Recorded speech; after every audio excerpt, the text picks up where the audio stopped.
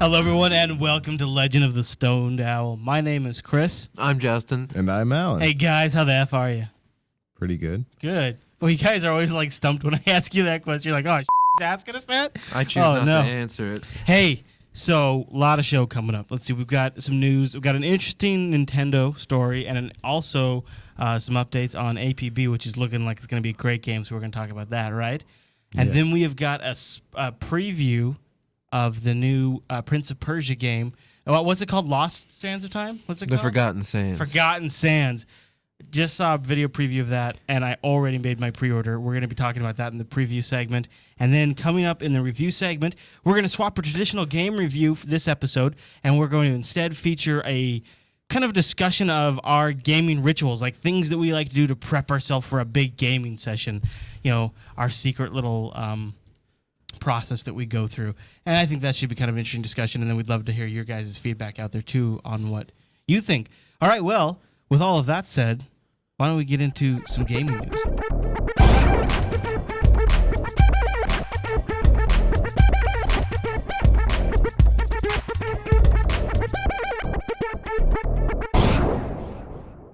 That awesome music made by our very own Mr. Justin, sitting right next to me, means it is the LOTSO news time. Time to talk video game news, and we're going to have a little Nintendo story. We will paint you a picture via our words and your mind. That'll be coming up later. But up first, we're going to talk a little APB, All Points Bulletin. This is a game that every time I read more about, I get even more excited. You guys, tell the audience out there, what the heck is All Points Bulletin APB? It's a massively multiplayer. Yeah, but it's not. I've read a few things about it that says it's not gonna. I don't know. How does Warcraft work as far as their multiplayer? What's the max number of rooms? No, we can't have that. But what's the max amount of? Tons, dude, tons. Over 400. Sure. Okay, because this one's limiting you to not that big of a number. Maybe in particular areas. Yeah. Okay, but you're still online and you're still a fully customized gangster. That you do your own outfit, your tats, just like you would an MMO guy. You do your weapons, you spec all those out.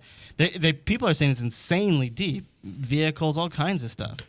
Is this just Grand Theft Auto MMO'd up? That's what it kind of seems like, except for all the customization. I mean, that's the one thing that seems really cool. You can have, your own kind of gang signs or, your police cars all.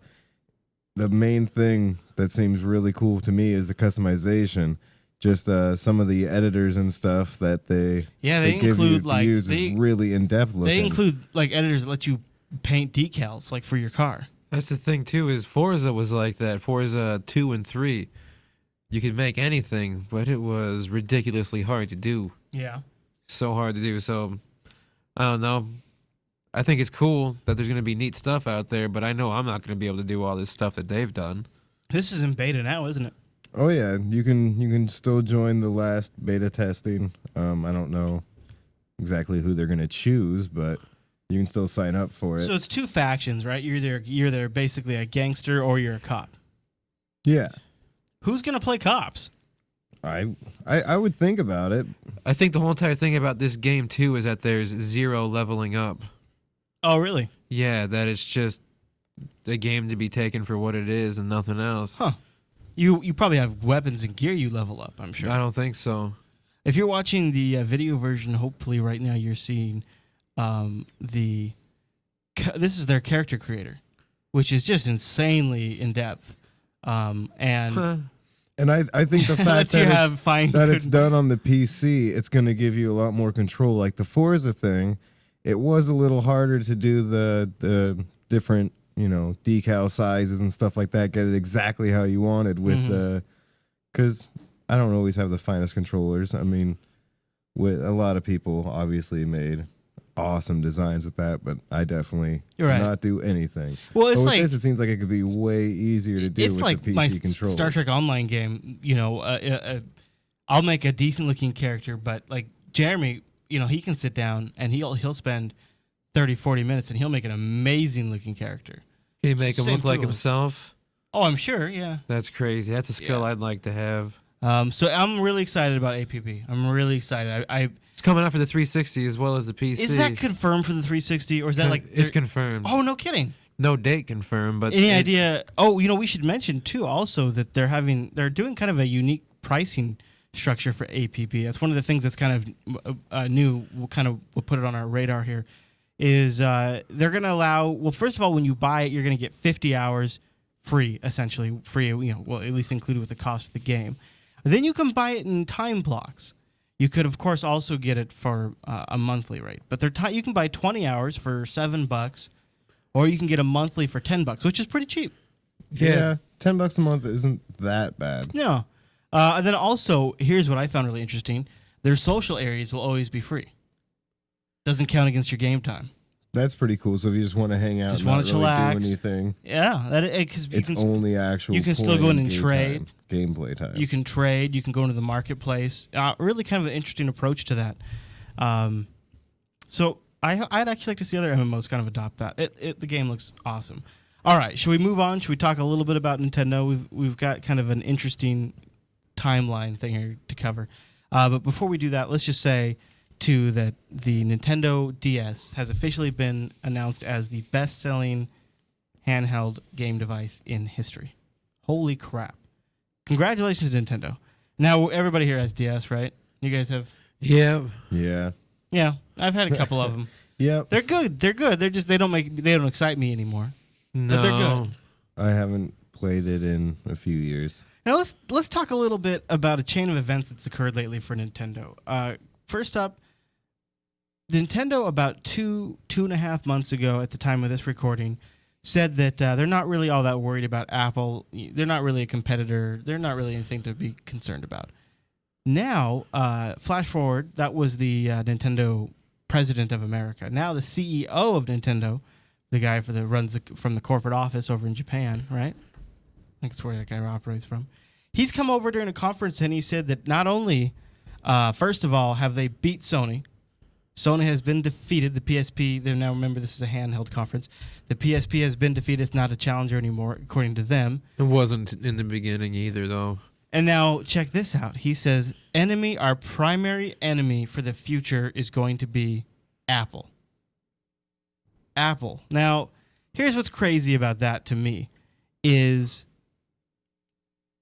when Nintendo gets like this, I think when Nintendo locks in on somebody, that's when they innovate. When they aren't running after somebody, Nintendo kind of stagnates. And I think that's a little bit where we got with the Wii. I think that's a little bit where the Wii comes from.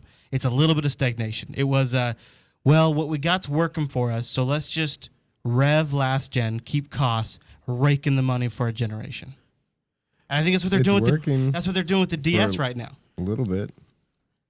But the DS, they're also bringing in the 3DS. And that's supposed to be...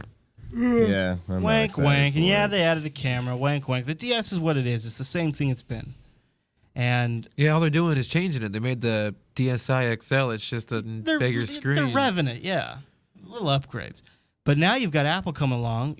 Apple's got their iPad and the iPhone, which is selling like crazy. And so numbers came out in March, and they show that in 2008, the iPhone OS represented 5% of the mobile gaming handset market, right? 5%. That includes like the PlayStation Portable and the DS and all that and all the other cell phones.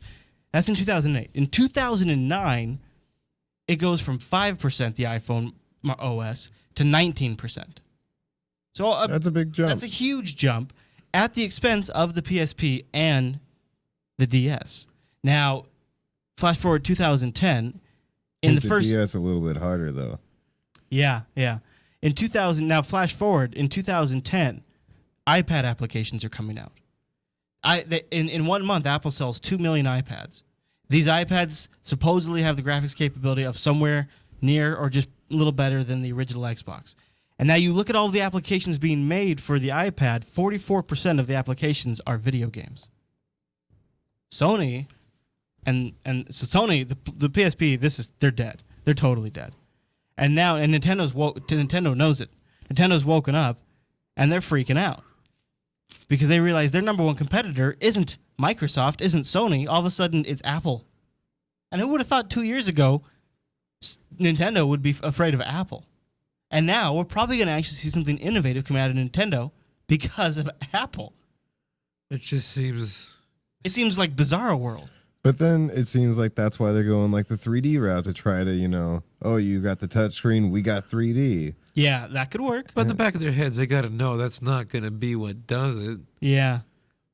I don't know. With the touchscreen thing, it's an iPhone is just a better looking DS. Yeah. It has all the same functionality of it and everything, and it's just I could give a rip about a DS anymore. Yeah, and on an iPhone, you always have a connected internet. They can do a few more tricks that they can't do on the DS even. Well, I do miss having buttons when I play those iTouches. Yeah, absolutely. But to me, it just seems it's so unpredictable that if you would have told me when the DS, I felt like a couple of years ago the DS was getting stagnant, and if you would have told me that we would be talking to these guys now about Apple chasing them, I never would have called it. I never would have called this where we'd be at, and it's just going to mean that we're going to have better and better apps. We're going to have better games. It's going to be cool. I don't know. I'm still not completely on either of their wagon. I don't like the games on them. Yeah, they're not really. Except for Plants vs. Zombies, I guess. Yeah, you do like yourselves little Plants vs. Zombies. All right, guys. Well, that covers the LOTSO news for this episode. Now it's time to get into our Prince of Persia preview. Let's do it.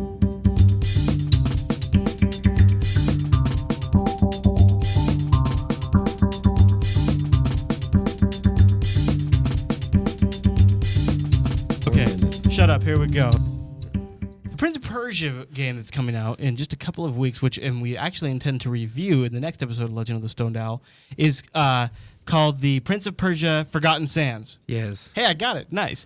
Now, I played Prince of Persia really kind of before the GameCube version came out, the Prince of Persia Sands of Time, but I really fell in love with the Prince of Persia Sands of Time game. And this game, when I look at what I've seen for it, to me looks like a newer version of Sands of Time. It does. It's getting me kind of excited. But are you guys Prince of Persia fans?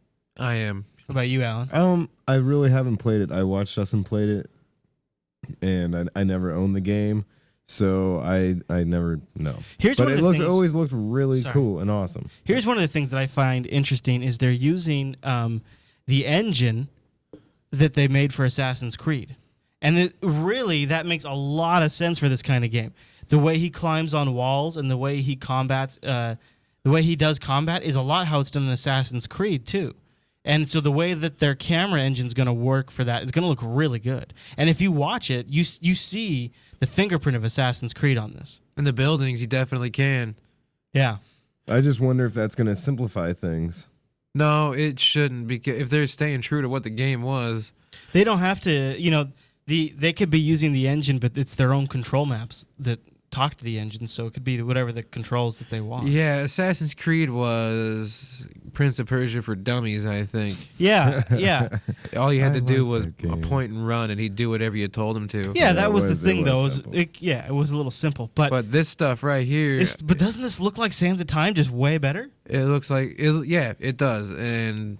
I love all this jumpy stuff. I always have. This is what made me like it in the first place. Oh, and in fact, we're watching a video here, and they just showed that same room from the Sands of Time.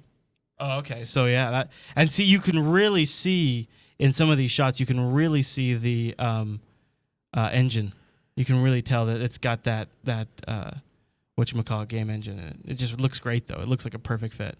I've already made my pre-order. In fact, I'll try to remember to put a link in the show notes if folks out there would like to help support the LOTSO show. They can buy it through our Amazon affiliate link. I'll try to remember to put that in there.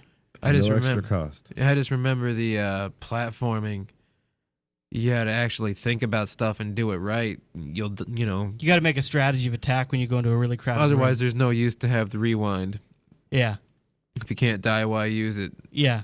Yeah, that's a good... that is strategic. There's even strategic rewind to go in there, see if the strategy works, and then if it doesn't, use your sand to go back and redo it this time. And, you don't have a lot of reuse, so you still have a limitation. It doesn't make you, infallible, but it's a good use of it. I just remember these huge rooms from the first one where they go through, and it's about a 25-second cutscene of just circling the building and where you're supposed to go. And I have gotten so lost on this stuff. I've spent a lot of time. So they just showed a clip where he freezes time and then climbs on water. That's an awesome use of the sands of time. So he's freezing time, and so the water stops and he can climb on it. That's great. One thing that does make me happy is Look at this. They're doing it right there. he doesn't necessarily look like the old Prince, which I kind agree. of bums me out, but I agree. I think they're kind of trying to make him look like the movie guy more than the video game guy, which is, it's okay. This isn't a movie game, so that means No, the movie is a game movie, right? Those are generally not that always means one of them great, has to but suck, Yeah. and it's not the game. Hopefully, This one also looks now because it's just that it is that genre, but the Prince of Persia Warrior Within. Man, You were mentioning this came out after the Sands of Time, right? yeah, it was number 2. Yeah, I didn't get to play this one. Oh, it was the best. That's the one that I saw a lot of him play. I went out and bought it Maybe. again, and almost bought it on Steam too. Oh, it's on Steam. Yeah, but I chose not to. I got it on the PlayStation at Al's house. You got to It was save your money number for one Plants game. vs Zombies, dude. What was That's that? probably in Steam. You should save money for Plants vs Zombies. Save money for it. Yeah, save up, dude. All right, I so can't go buying pies 8 at a time again. that's right. So we're gonna have a review of the Prince of Persia, Forgotten Sands, next episode, right, guys? Yeah, Yeah. Yeah. Are we all playing on the 360? he might. He's probably. Yeah. We'll figure Yeah, it out let's with do him. that. Let's do that. Let's But do it on you- the 360. That way we can all check out the live stuff. and Then we whatnot. can do some of that live capture stuff. Right. Maybe we'll do some live capture for you guys. should What? seriously play this. Yeah, I'm going to. I just gotta, get it in there. Once I'm ready to get into a game for a little bit other than Star Trek Online. Then I'm gonna get back to Star Trek Online. Now, I have a hard time. I'm not gonna go on. I'll go on record and say I just don't know if I'll be able to get through all of it. But I'll try This to is get. the wrong game to try to. I think No, just play Yeah. some of it. And I think, that'll be yeah. good. this game's been punishing. Yeah, I liked I remember from the Sands of Time there was puzzles. Puzzles. Yeah, and that's fun because game within a game. God of War was really good at that. Yeah. But all that stuff, trying to, rotating a little tiny lever at the bottom Yeah. of a mountain, then watching the pillars line up right. And then, when you're walking to a room and you notice something, you're like, okay, that's probably something I got to take note of because I'm going to have to figure out something to do with that later. And Prince of Persia was really big on, trying to figure out how to get out of a room once you end up in there and stuff. Timing. Yes. So much timing. Yeah. So I'm really looking forward to playing that again. Me too. I'm ready to be back in that. Because that last game just tanked. hmm I couldn't handle it. Yeah, And I'm glad they're going back this way Yeah. because And they seem to be they're going to a lot of effort to really point out that it's more like the older games. They're really talking about that. you always got to give Ubisoft the benefit of the doubt because they do such good stuff all the time. They have their, hinky-dinky titles, but, Yeah. I mean, every Tom Clancy game, Yeah. dude, all Tom Clancy games are good. They do have a quality, don't they? Assassin's Creed is awesome. That's really nice. It's really nice that, there's still a video game company out there that generally has a certain quality that you can count on. They're not always going to hit it. They do the Raymond Rabbids and stuff, don't they? Yeah. That's them. Yeah. But that game's fun on a different level. It's just not my kind of fun, and I understand it. I saw it played before, and I thought it was goofy, made me laugh. Right. But not I- your kind of game. No, I can Fun understand. to play for a night. I saw Yeah. the quality of it. Just Yeah. crazy mini games, fun. Word. Ubisoft, Ubisoft, good for them. yeah, good for us. Yeah, it is good for us. I'm excited to play it. So we'll cover that in the next episode. All right, guys. Let's get into our... you know what? Let's not call it the review segment. Let's call it the grab bag.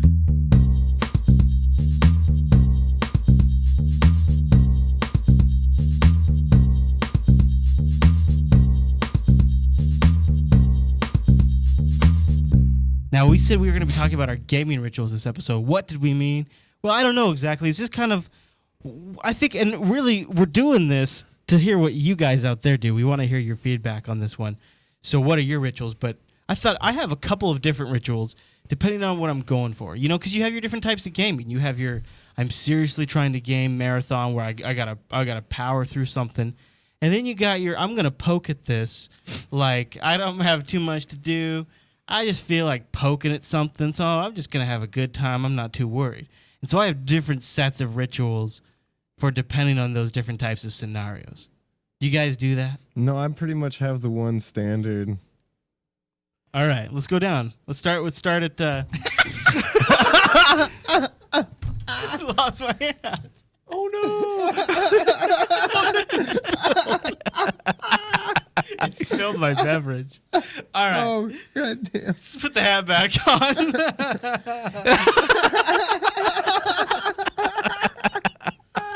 I know. It's a ridiculous thing because I'm wearing a hat and then I have on my headphone monitors so we can hear our audio levels. So the hat doesn't fit very well. Yeah, he's wearing it sideways. I have to wear it sideways. All right, Al, why don't we start? Go ahead. Tell us your... Unless you want me... Do you want me to go first? Do you want to go first? Over? No, let's just keep going. It's fun. Okay. What's your ritual? What's your ritual? You idiot. I'll go first. All right. Well, so, I also have a hungover ritual that I'll go through. But anyways, if it's going to be a serious one, I'm going for caffeine. If it's one where I'm going to be like really focused on leveling, and I usually have like a salty snack, like caffeine, and I get myself all set up first. So I go like if it's maybe I'm going to make a coffee or maybe it's an energy drink, I'll go and like if I'm going to make myself a special snack, I'll go assemble it first. I'll get it all arranged, get the game loaded up. Then I'll sit down and go for it. I get everything all set. That's for my serious one. Now, if it's just going to be a casual one, and sometimes if it's really serious, I'll even come out here into the studio and play, so that way it's like I have less interruption. But then if it's like a casual one, a lot of times because I have dual monitors, I'll put up if I'm playing on the machine, I'll put up like a video or a TV show on the second screen and get I still have my snacks and my beverages. Sometimes I partake in mind-altering substances most of the time. Most of the time. In a gaseous form.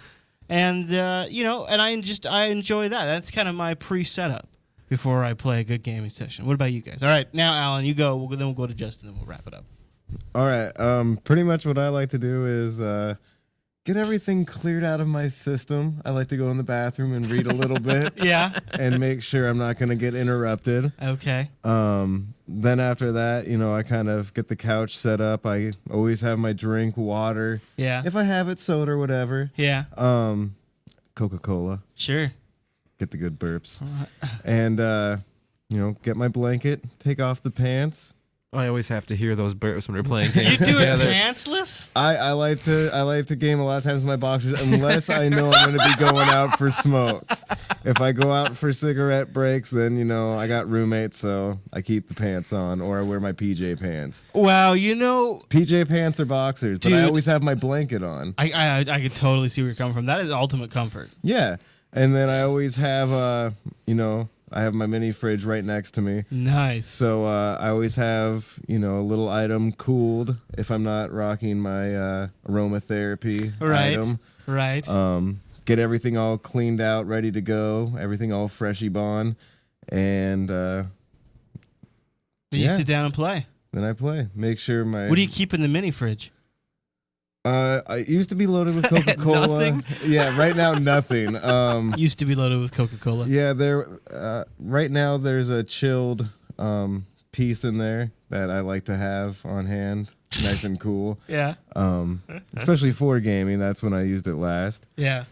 But Nice. it's been kind of sitting in there. I kind of forgot about it actually until now. So I'm kind of excied to go home, play some Splinter Cell, and I have a new addition, which I haven't been able to use in a gaming session, is a big mini fridge. My neighbor gave me a nice sized big mini fridge that we put up where I have the Xbox 360 set up on my 56-inch really DLP nice. upstairs. I never go up there. Yeah. So I got the theater seats up there, and I got with the DLP a nice I've never been 56-inch upstairs. DLP, and then on the very far side I have a fridge over there, but it's empty right now. Nice. But it's all ready for that Prince of Persia game. It's all ready. And those theater seats are super comfortable. Super comfortable. Easy on the back for sure. All right, Justin. Let's hear your pre-game rituals. I only really have one, I guess, is everything has to be clean. Oh, really? Like you got to clean up the house What does first? that entail? I vacuum every day before I play games. Huh. It's like because if I like to see the lines in the carpet. is it, but if you're gaming and you look around, you're like, is it distracting if there's like something else you should be doing? It other bugs than gaming? me if I relax before I've done my job, so I have to clean everything up. That's my number one reason why I don't like complete games is I start getting really anxious about not getting so much other stuff done. Like there's always something else that I start has to thinking be about, done. and I start calculating like all the time I could be spending on other things, and it's like I just like okay, I gotta quit playing. I gotta get to this other stuff. So I can totally see where the cleaning thing comes from. Yeah, it's just me being weird though. I'd like to have something to drink. Always something to You always drink. get your beverage there. Any other particular items, snack, anything like that? No, dude, I just need to have everything clean. Yeah. It's Do you guys have a particular food that you'll generally trend for if you're planning to do a big gaming session, like a particular quick sandwich, pizza? If I go out beforehand and I'm really thinking about it, buy my Coca-Cola, then I'll maybe buy a Reese's product. Oh, okay. product? Sticks, pieces, Cups. the big cup. Yeah, absolutely. They do have a lot of products. don't they? Nutrageous, mostly king size. I'll get Mostly. those really crappy, scary, dangerous, saran-wrapped grocery store sandwiches that are just like out in that chill area. What's dangerous about those things? Those things are good. I know, dude, but I just worry that's weird. No, they're good. And I'll grab one of those, and that'll be my. Those things last. You know, those things you can get a lot of. You get a lot of eat out of that. They're big. It's a lot of bread. Are you talking about those huge ones? Well, not the really, really, really big ones, but the big ones. The ones you can just like nom on for hours. Oh yeah. Yeah, so you get that with a nice beverage. That is so great for gaming. It's my preferred method. I guess I never have food while I play. I'll grab a bag of chips if I'm hungry. I got that's part of my problem. It's a totally unhealthy thing, but I like to snack when I'm gaming. Well, there's nothing wrong with that. Yeah, except for Well, see, I don't like to do it because of the controller. I do it in between loads, or if there's like a matchmaking process. If I'm doing like co-op and that's loading, what I'm doing. then as a loading screen or something. yeah. But then normally I also have. it's like the fast track to total weight gain. So I don't let myself do it too often.